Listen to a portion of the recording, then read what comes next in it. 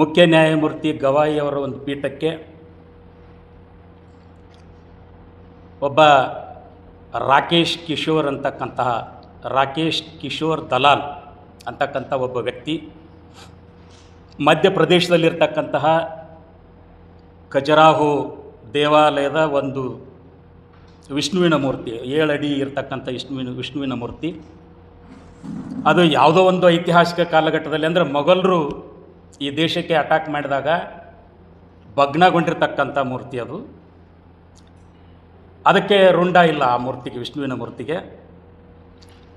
ಆ ರುಂಡ ಭಗ್ನಗೊಂಡಿರ್ತಕ್ಕಂತಹ ವಿಷ್ಣುವಿನ ಮೂರ್ತಿಗೆ ರುಂಡಧಾರಣ ಮಾಡಬೇಕು, ಅದಕ್ಕೆ ಪುರಾತತ್ವ ಇಲಾಖೆಗೆ ಒಂದು ನಿರ್ದೇಶನವನ್ನು ಕೊಡಬೇಕು ಅಂಥೇಳಿ ಆ ದಲಾಲ್ ಅಂತಕ್ಕಂತಹ ಒಬ್ಬ ಅಡ್ವೊಕೇಟ್ ಸುಪ್ರೀಂ ಕೋರ್ಟಿಗೆ ಒಂದು ಸಾರ್ವಜನಿಕ ಹಿತಾಸಕ್ತಿ ಅರ್ಜಿಯನ್ನು ಹಾಕೋತಾನೆ.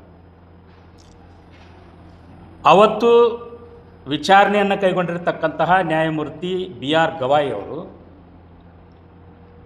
ಇದು ಸಾರ್ವಜನಿಕ ಹಿತಾಸಕ್ತಿ ಅರ್ಜಿ ಅಲ್ಲ ಇದು, ಯಾಕಂದರೆ ನೀನು ಒಬ್ಬ ವಕೀಲ, ನಿನಗೆ ಕಾನೂನೆಲ್ಲ ಗೊತ್ತೈತಿ, ಈ ಪುರಾತತ್ವ ಇಲಾಖೆಯ ಕಾನೂನುಗಳೇನದಾವ ಅದೆಲ್ಲ ನಿನಗೆ ತಿಳುವಳಿಕೆ ಒಳಗೈತಿ, ಪುರಾತತ್ವ ಇಲಾಖೆಗೆ ಸಂಬಂಧಪಟ್ಟಂತಹ ವಿಚಾರಗಳಲ್ಲಿ ಕೋರ್ಟ್ಗಳು ಮಧ್ಯಪ್ರವೇಶ ಮಾಡಲಿಕ್ಕೆ ಅವಕಾಶ ಇಲ್ಲ ಅಂತಕ್ಕಂಥ ಸತ್ಯನೂ ನಿನಗೆ ಗೊತ್ತೈತಿ.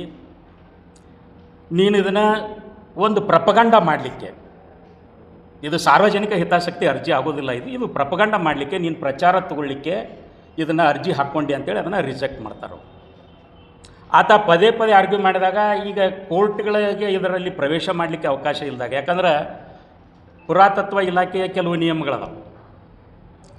1950 ಜನವರಿ 26ನೇ ತಾರೀಕಿಗೆ ಏನು ಸಂವಿಧಾನ ಜಾರಿಯಾಗುತ್ತೋ ಅಲ್ಲಿದಿಂದ ಈ ದೇಶದ ಏನು ಮಾನ್ಯುಮೆಂಟ್ಗಳದಾವೆ ಅವನ್ನ ಯಥಾಸ್ಥಿತಿಯಾಗಿ ಕಾಯ್ದೆ ಏನು ಕಾಪಾಡ್ಕೊಂಡು ಹೋಗ್ಬೇಕಂತಕ್ಕಂಥ ಕಾಯ್ದೆಗಳವು.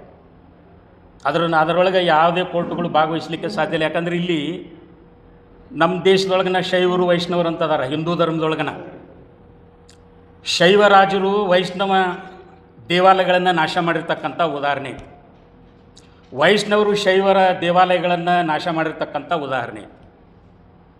ಬೇರೆ ಬೇರೆ ದೇಶದ ಆಕ್ರಮಣಗಾರರು ಬಂದಾಗ ದೇವಾಲಯಗಳ ಮೇಲೆ ಅಟ್ಯಾಕ್ ಮಾಡಿ ಅಲ್ಲಿರ್ತಕ್ಕಂಥ ಮಾನ್ಯುಮೆಂಟ್ಗಳನ್ನು ಭಗ್ನ ಮಾಡಿರ್ತಕ್ಕಂಥ ಇತಿಹಾಸ ಐತೆ. ಕಾಯ್ದೆ ಪ್ರಕಾರ ಅವನ್ನ ಯಥಾಸ್ಥಿತಿಯಾಗಿ ಕಾಪಾಡ್ಕೊಂಡು ಹೋಗ್ಬೇಕಷ್ಟೇ. ಅದರೊಳಗೆ ಯಾವುದೇ ಥರದ ಬದಲಾವಣೆ ಮಾಡಲಿಕ್ಕೆ ಅವಕಾಶ ಇಲ್ಲ. ಇದು ಈ ದೇಶದ ಕಾನೂನು.